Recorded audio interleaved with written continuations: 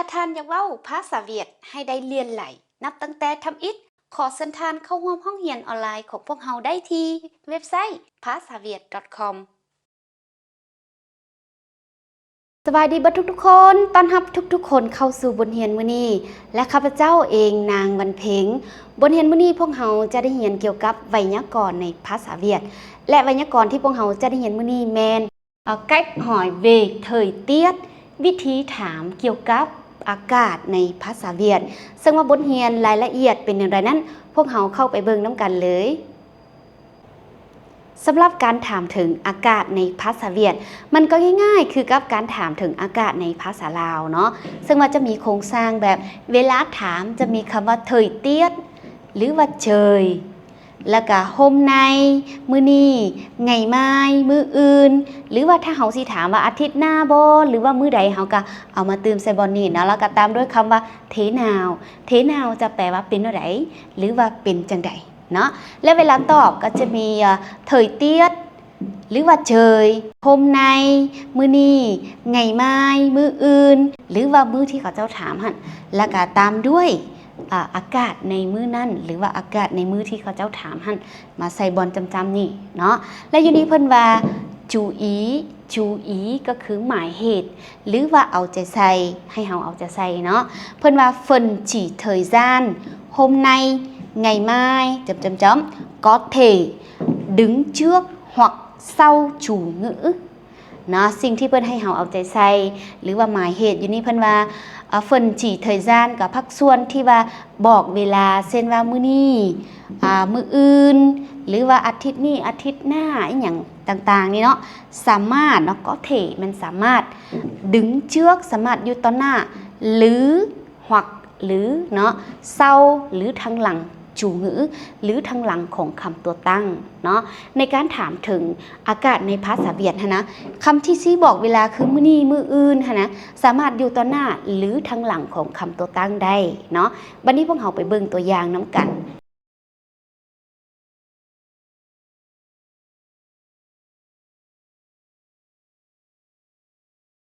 ตัวอย่างเขาอยากรู้ว่าอากาศมื้ออื่นสิเป็นแนวใดเขาก็ถามว่าngày mai thời tiết thế nào หรือว่า trời ngày mai thế nào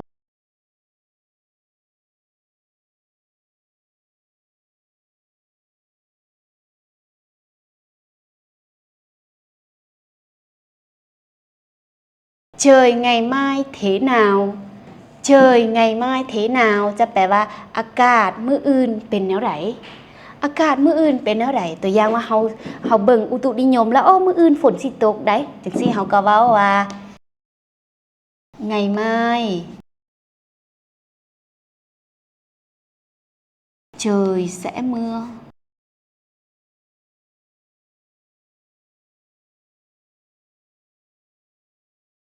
ngày mai trời sẽ mưa จะแปลว่ามื้ออื่นฝนจะตกเนาะฝนจะตกคันสิแปลตามตัวนะแปลปีเนาะฝนจะตกแล้วเจออยู่นี่จะบอกแปลว่าอากาศเสมอไปเจออยู่นี่อาจจะแปลว่าอากาศก็ได้หรือว่าท้องฟ้าก็ได้เนาะและวันนี้ตัวอย่างที่2ví dụ thứ haiตัวอย่างเขาสิถามว่ามื้ออื่นอากาศเป็นแนวใดมื้ออื่นอากาศเป็นแนวใดเขาก็เว้าว่าngày mai thời tiết thế nào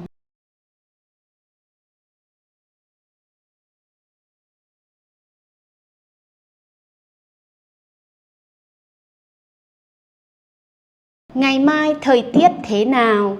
ngày mai thời tiết thế nào จะแปลว่ามื้ออื่นอากาศเป็นแนวใดมื้ออื่นอากาศเป็นแนวใดเนาะแล้วthời tiếtของเฮาอยู่นี่แหละเป็นคำตัวตั้งเนาะแล้วก็เป็นแนวใดบัดนี้ตัวอย่างว่ามื้ออื่นนี่มื้ออื่นสิหนาวหรือว่ามื้ออื่นหนาวหลายเฮาก็เว้าว่า trời ngày mai rất lạnh trời ngày mai rất lạnh บัดนี้เฮาถามว่าthời tiết เป็นหยังต้องตอบว่า trời เพราะว่า thời tiết กับ trời ในเวลาที่ถามถึงอากาศนี้มันหมายความคือกันความหมายมันคือกันเนาะเพราะฉะนั้น ถึงว่าเฮาสิถามเธยเตียดแล้วเฮาตอบว่าเชยหรือเฮาสิถามเชยเฮาตอบว่าเธยเตียดก็ได้คือกันเนาะตัวอย่างว่าเพิ่นถามว่าไงmai thời tiết thế nào และเฮาตอบว่าthời tiết ใส่บ่นี้ก็ได้เนาะก็คือ thời tiết ngày mai rất lạnh ก็ได้หรือเฮาสิตอบว่า trời ngày mai rất lạnh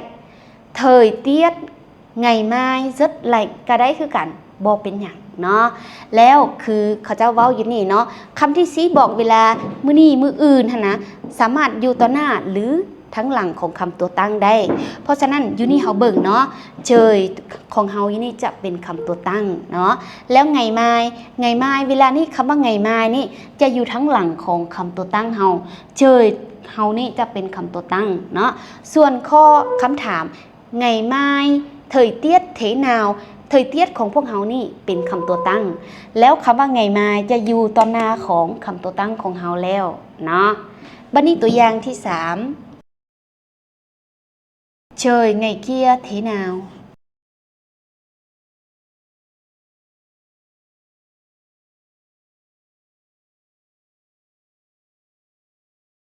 Trời ngày kia thế nào? Hấu tọp và ngày kia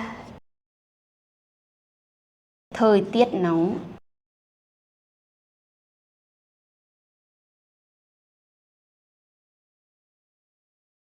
Trời ngày kia thế nào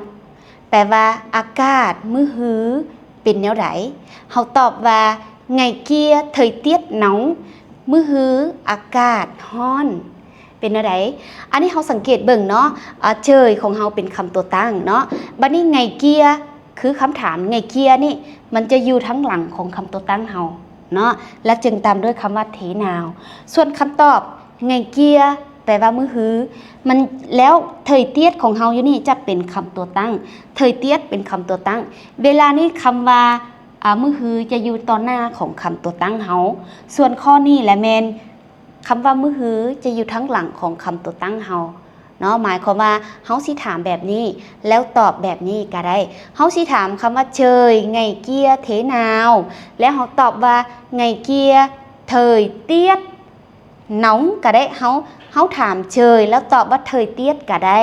หรือว่าถามว่าเทยเตียดแล้วตอบว่าเชยก็ได้บ่เป็นหยังเนาะสามารถถามได้ทุกๆแบบเนาะสามารถถามแนวใดก็ได้เนาะแล้วเป็นแนวใดเข้าใจละบ่สำหรับการถามถึงอากาศในภาษาเวียดมันก็ง่ายๆคือกับการถามถึงอากาศในภาษาลาวเนาะและหวังว่าผ่านการอธิบายวิธีการถามถึงอากาศในภาษาเวียดนี้ทุกๆคนจะเข้าใจบ่หลายก็น้อยแล้วและสำหรับท่านใดที่อยากเรียนภาษาเวียดด้วยตัวเองหรือว่าสนใจอยากเรียนภาษาเวียดด้วยตัวเองก็สามารถเข้าไปเรียนได้ที่เว็บไซต์ pasaviet.com ของพวกเราละเด้อขอขอบใจทุกๆคนที่เข้ามาเบิ่งแต่ต้นจนจบพบกันใหม่คลิปหน้าสำหรับคลิปนี้ซินเจ้าสบายดี